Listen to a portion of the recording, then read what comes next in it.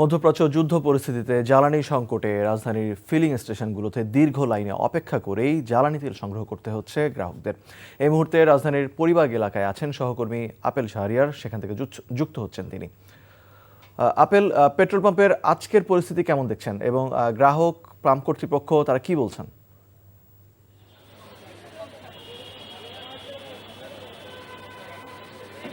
জ্বালানি তেলের জন্য গ্রাহকদের যে দীর্ঘ অপেক্ষা সেটি আজও লক্ষ্য করা গেছে। কিন্তু মধ্যরাত থেকেই অনেকে বিভিন্ন পেট্রোল পাম্পের সামনে লাইনে দাঁড়িয়ে আছেন।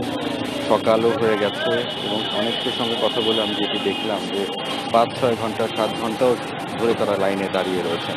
তবে আমি এখন যে পরিবাগের যে পেট্রোল পাম্পের সামনে রয়েছি সেখানে সকাল ৮টা থেকেই তেল দেওয়া শুরু হয়েছে এবং এখানে কথা বলেছি পর্যাপ্ত তেল রয়েছে। তবে এখানে পর্যাপ্ত তেল থাকলেও আমি বিভিন্ন পাম্পগুলোতে ঘুরে দেখলাম যে অনেক জায়গায় এখনো তেল দেওয়া শুরু হয়নি। অর্থাৎ ডিপো থেকে যে তেলগুলো আসতে কিছুটা দেরি হচ্ছে, এই কারণে অনেক পাম্পগুলোতে এখনো দেওয়া শুরু হয়নি। অতএব সে পাম্পগুলোর সামনে এখনো দীর্ঘ অপেক্ষায় রয়েছেন গ্রাহকরা। তবে আমি এখন যেখানে আছি, যেটি এই খবরে বললাম, যেখানে কিন্তু পর্যাপ্ত তেল রয়েছে এবং তেল দেওয়া হচ্ছে। মূলত মোটরসাইকেলে দেওয়া হচ্ছে ৫ লিটার তেল, প্রাইভেট কারে ১০ লিটার এবং আরেকটু বড় যে গাড়িগুলো রয়েছে সেগুলো ২০ লিটার তেল দেওয়া হচ্ছে।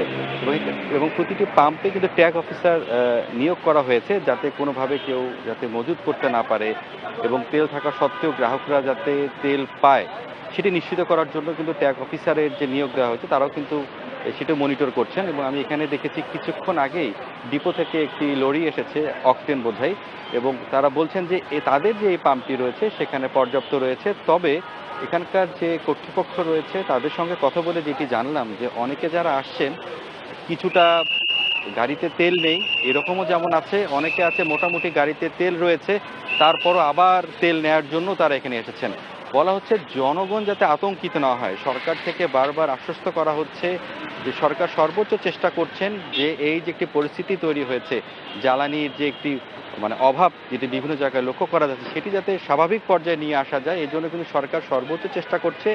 এর জন্য গ্রাহকরা, আচ্ছা যাদের তেল প্রয়োজন, তারা যাতে পরিমিতভাবেই তেল নেন, বাড়তি যাতে তেল না নেওয়া হয় এবং মজুত করা প্রবণতা না থাকে, সেজন্য কিন্তু বারবার অনুরোধ করা হচ্ছে সরকারের পক্ষ থেকে।